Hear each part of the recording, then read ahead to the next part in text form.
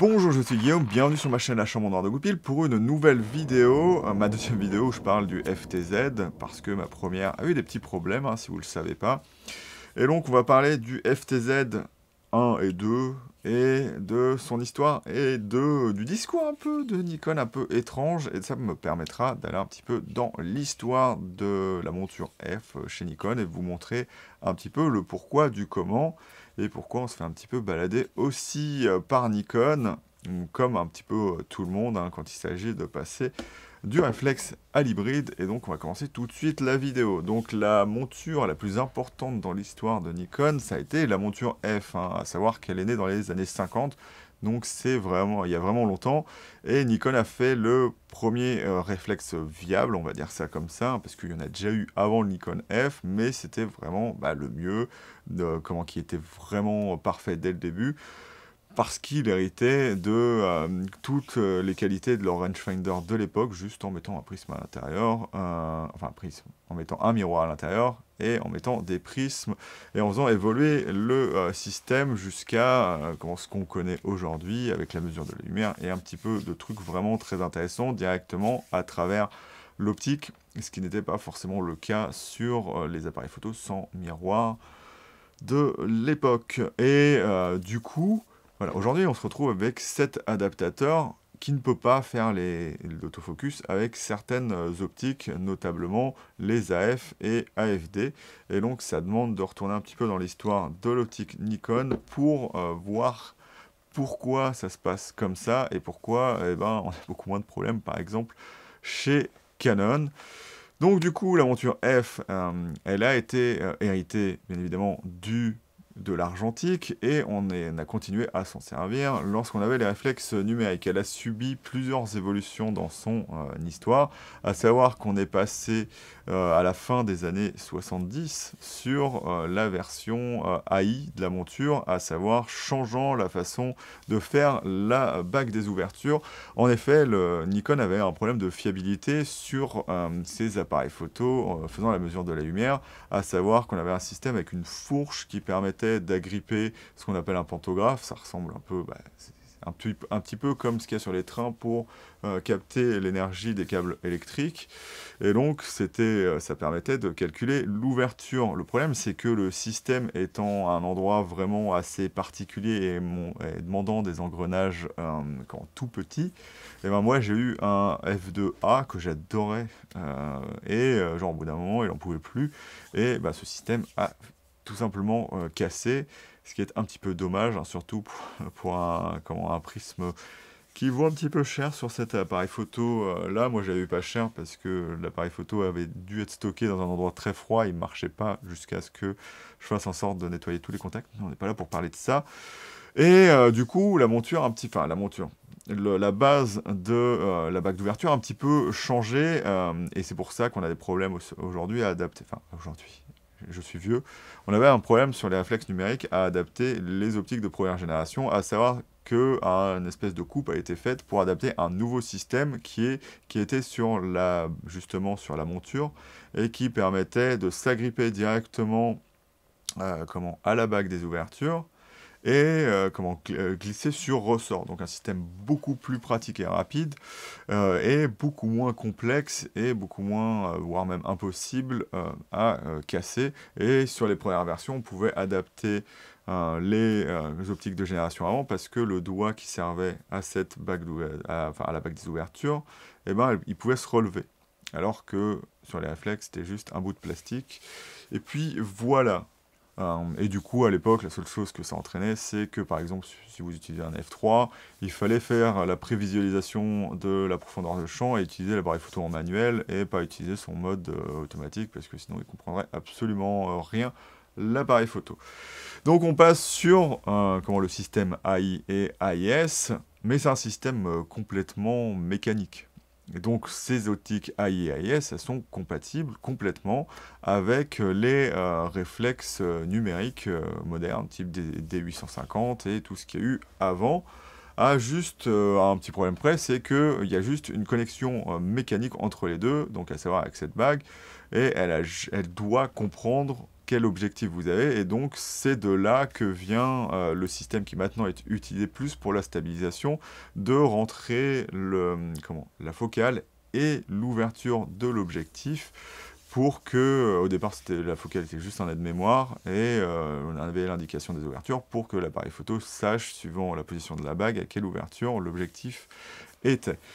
Sauf que, du coup, qui dit optique manuelle dit qu'un appareil photo numérique doit pouvoir faire en sorte de faire fonctionner le système d'ouverture, qui est lui-même mécanique, et si vous ne le savez pas, un réflexe fait, sa prévisualisation à pleine ouverture, parce qu'un prisme, ça s'assombrit assez vite lorsqu'on ferme, donc il faut être à pleine ouverture tout le temps, et du coup, en fait, il y a un mécanisme dans l'appareil photo qui va appuyer sur l'objectif pour fermer l'iris, et du coup, que ce soit sur les réflexes argentiques ou sur les réflexes numériques, il a bien fallu adapter ce système-là, et donc du coup, on se retrouve avec un moteur des ouvertures dans un boîtier réflexe numérique Nikon, là où on n'en a pas chez Canon, parce que en 1986 naît la monture EF, sans conserver la monture d'avant.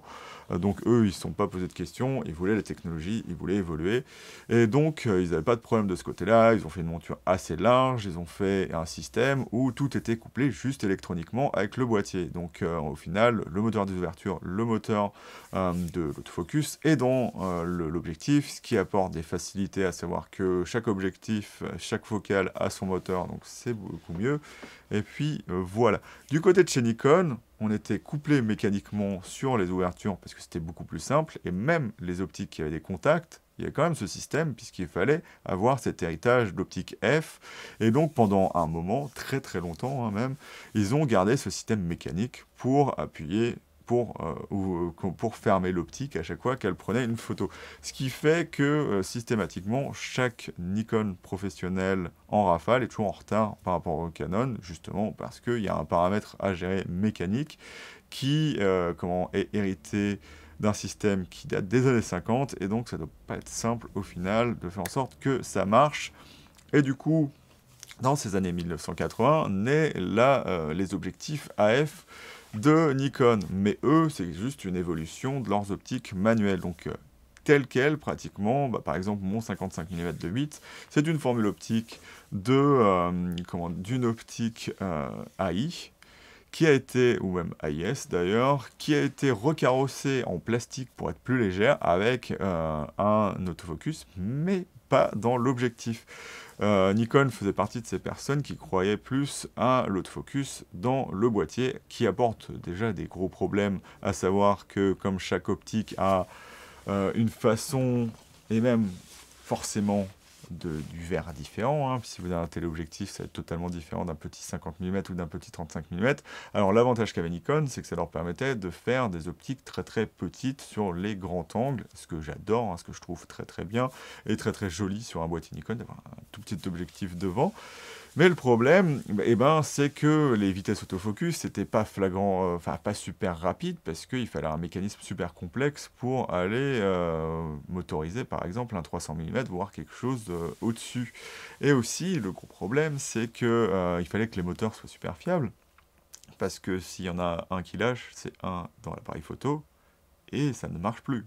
N'importe quel aucun objectif ne peut faire l'autofocus quand le moteur qui est dans l'appareil photo ne marche plus. Alors que chez Canon, c'était un petit peu moins compliqué, vu que si vous aviez un problème sur un moteur AF, les autres optiques marchaient complètement. Mais du coup, maintenant, ça fait deux moteurs qui sont dans les boîtiers Nikon, et c'est un petit peu embêtant. Si vous voulez savoir la différence entre AF et AFD, la seule différence, c'est que D, c'est une mesure de distance en fonction du sujet qui est visé, et donc c'est censé maximiser la balance des blancs. Après, on arrive aux AFS, donc type D, ils reprennent la même bague des ouvertures, qui fait que les objectifs restent rétrocompatibles avec des appareils photo manuels, donc à savoir que des AF-AFD ou des AFS de type G fonctionnent complètement sur des appareils photo type FE, FM, F3, et puis voilà, ça marche complètement sur des appareils pré-autofocus, et c'est vraiment très très bien. Par contre, les AFS de type G, eux, marchent exactement comme les AFSD, ils sont juste plus récents, donc avec des moteurs cette fois autofocus comme les AFS de type D dans l'objectif, mais plus fiable sur les AFS de type G, parce qu'on s'est aperçu que beaucoup d'AFS D avaient des problèmes de longévité de leur moteur autofocus. Bon, c'est des choses qui arrivent, mais du coup, la différence de l'AFS de type G, c'est qu'on n'a plus la bague des ouvertures, donc ça le rend incompatible ou partiellement incompatible avec les optiques, enfin les appareils photo manuels, puisque vous n'avez plus qu'une seule ouverture qui est disponible. Et donc c'est un petit peu dommage de ce côté-là. Et après, l'évolution ultime, ou une des évolutions ultimes, puisqu'il y a eu plein de versions un petit peu différentes, je ne vais pas m'étendre là-dessus, il y a les AF version I, où cette fois, on avait à la fois le moteur des ouvertures et le moteur autofocus dans l'objectif. Donc on atteint enfin le niveau de Canon qu'avait Canon en 1986. Et puis voilà. Donc pourquoi je vous parle de ça? C'est qu'aujourd'hui, le système massif qui a été adopté, c'est le système qu'utilisent les EF. Maintenant, aucun objectif sur un hybride n'utilise de mode, n'utilise d'objectif qui n'a pas son moteur AF ou des ouvertures à l'extérieur de l'objectif. Tout est dedans et donc voilà, les optiques Z marchent comme ça. C'est pour ça que d'ailleurs Nikon a augmenté la taille de sa monture Z, parce qu'à mon avis ils ont dû être tellement embêtés avec leur monture F qu'ils n'ont plus voulu reproduire le même problème, et donc j'espère que dans le futur ce sera très intéressant pour eux. Mais pour l'instant on doit parler de ça. Donc ça, la seule différence entre le FTZ 1 et 2, c'est qu'il y a une protubérance en dessous du FTZ version 1 qui aide pas l'appréhension des grippes, tout simplement. Donc c'est pour ça qu'ils ont fait cette version-là.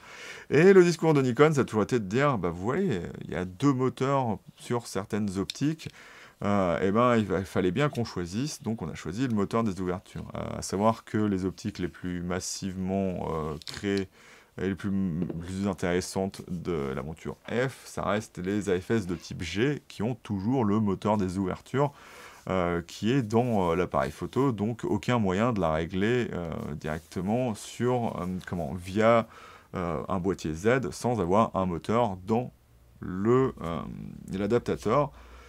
Et du coup, ils ont dit, ben, on a choisi et on a décidé qu'on ne mettrait pas l'autre dedans. Sauf que il y a un autre fabricant qui a réussi à le faire. Et ce fabricant, il est dans Nikon Rumors. Si, on va aller là. Attends, je vais, hop, ici.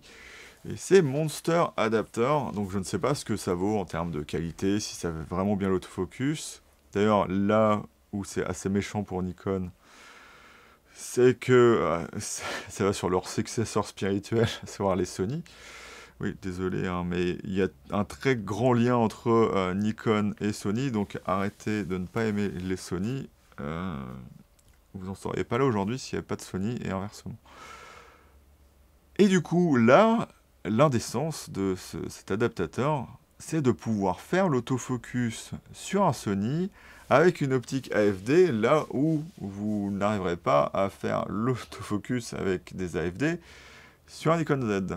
Parce que cet adaptateur n'est que pour Sony. Donc ils ont compris le protocole Sony, je pense qu'ils ont dû avoir du mal à comprendre. Donc du coup, ils ont décidé de ne pas en faire pour Nikon. Alors, je désespère pas, hein, si un jour il existe sur Nikon, je l'achète direct et je m'en sers. Mais ça me donne vachement envie, par exemple, d'utiliser mon 55 mm sur mon Sony A7 IV. Un peu comme ce 135 mm ou 100 mm sur cette version DC sur la 7 IV, parce qu'il y avait plein d'optiques AFD qui étaient assez géniales et qui sont surtout très très compactes. Et c'est dommage qu'on puisse pas les utiliser correctement sur un Nikon Z moderne. Et donc voilà, c'est un petit peu Nikon a joué un petit peu de la flûte avec nous pour être correct avec cet adaptateur. Et le problème de ça, c'est que on peut dire, bah, ça veut dire qu'ils le feront un jour. Bah non, ils vont pas le faire. Parce que, si vous ne le savez pas, eh ben, maintenant, Nikon ne fabrique plus d'optique F. C'est la fin, c'est fini. La monture F est absolument finie pour Nikon. Puis voilà, alors qu'il y a encore plein de gens qui achètent des 850 et des trucs dans le genre, c'est un petit peu bizarre, mais voilà, vous laissez officiel, Nikon ne fera plus d'optique pour monture F. Est-ce que c'est dommage? Je ne sais pas. Mais du coup, Nikon, leur but, hein, ça n'a jamais été de faire en sorte que ce soit pérenne le fait d'utiliser des optiques F sur leur Z. Maintenant, ils veulent que vous achetiez leurs optiques Z, et donc c'est pour ça qu'on n'aura sûrement pas de FTZ3 avec l'autofocus. Moi, j'espère que le Monster Adapter, si ça marche quoi, bien et qu'il y a de l'envie des Nikonistes pour avoir ça, que ça puisse venir sur Nikon. Alors, si vous l'avez peut-être vu, par contre, ce ne sera pas vraiment très pratique, encore une fois, pour les appareils photo à grippe verticale, parce que, à mon avis, pour mettre un des moteurs, je pense le moteur des ouvertures, ils ont dû faire en sorte que ce soit quand même plus gros dessus, donc ça ressemble à la FTZ1, un petit peu plus large, pour qu'on puisse adapter ce moteur des ouvertures. Et donc, au-delà juste du fait de parler du FTZ, j'espère que ça vous aura aidé un petit peu à comprendre comment fonctionnent les optiques Nikon sur monture F, hein. C'est ça qui est dommage, hein, c'est que ça leur a porté un petit peu préjudice technologiquement à Nikon, hein, de garder cette monture F, et donc c'est l'erreur qu'ils n'ont pas faite sur la monture Z. Et donc voilà, je vais arrêter la vidéo ici et vous dire salut et à bientôt dans la chambre noire de Goupil pour une nouvelle vidéo.